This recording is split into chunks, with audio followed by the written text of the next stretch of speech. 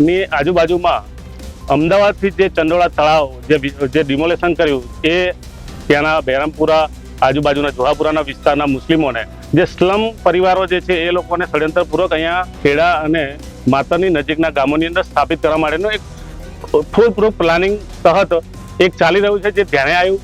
થોડા ઘર્ષણો અને સંઘર્ષો પણ વધી ગયા છે જે ધ્યાને આવ્યા. હમણાં નજીકના સમયમાં ઉત્તરાયણ ઉપર જે વિષય બન્યો હતો કે નાની અમથી એક બાબતની અંદર અમદાવાદનો જે રહેવાસી જે હમણાં જ 3 મહિના પહેલા રહેવા આવ્યો છે, એક યુવાનને પીઠ પર ખંજર મારી દે છે. એના પહેલા પણ નવરાત્રીમાં વિષય બન્યા કે ભાઈ અહીંયા હિન્દુએ ગરબા ગાવા નહીં. હમણાં 2 દિવસ પહેલાની પણ એક ઘટના એવી છે કે નવચંડી ચાલતી હતી અને નવચંડીની અંદર પણ ફોન કર્યો કે ભાઈ અહીંયા આ રીતનું સાઉન્ડ વગાડે છે, તો 112 ત્યાં ગઈ અને ત્યાં સંઘર્ષ થયો.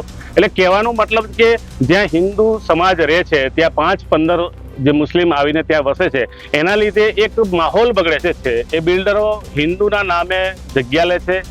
જે રીતે કદમ જેવી પ્રોજેક્ટ જે બિલ્ડર જે છે વટવાનો એ હિન્દુ છે, પણ જે સ્કીમ નાખે છે એ બધી જ સ્કીમોની અંદર સ્પેસિફિક ઉલ્લેખ કરવામાં આવે છે કે મુસ્લિમો માટેની આ સ્કીમ છે, ત્યાં મદ્રેસાની જગ્યા છે, આ છે તે છે.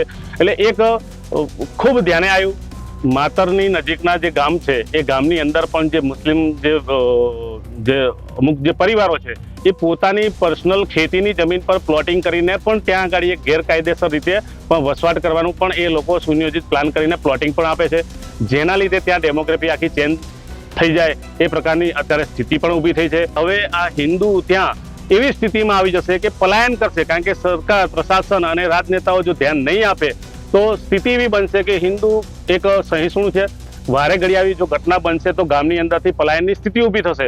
આ બીજું એક મેવાત ઊભું થઈ રહ્યું છે એવું અમને માતરની અંદર ઘટિત થાય છે. માતરના જેટલા પણ રોડ ઉપર તમે જાઓ અત્યારે તો જેટલા પણ ફાર્મ બની રહ્યા છે એ ફાર્મની અંદર 80% ફાર્મ બધા મુસ્લિમોના છે. તમારે એ ત્યાં આગળ દર શનિ રવિવારે કોઈ ને કોઈ પ્રકારની પાર્ટીઓ થતી હોય છે, ગેર પ્રવૃત્તિ ત્યાં થતી હોય, અમને શંકા પણ છે. અમારું ધ્યાન પણ એની ઉપર છે. ભવિષ્યમાં અત્યારે જે તમે જુઓ તો 2-3 મહિનાની અંદર ખેડાની અંદર તમે ન્યૂઝમાં જોતા હશો કે વારે ઘડીએ દર અઠવાડિયે એક ગૌ મસ્તક મળી રહ્યું છે. તો અમને શંકા છે કે આ પ્રકારના જે ફાર્મોની અંદર જે પાર્ટીઓ થઈ રહી છે, પાર્ટીઓની અંદર ગૌ માંસ પીરસવામાં આવે છે. અમારી તમામ માહિતીથી અપડેટ રહેવા માટે જોડાયેલા રહો S9 ન્યૂઝ સાથે.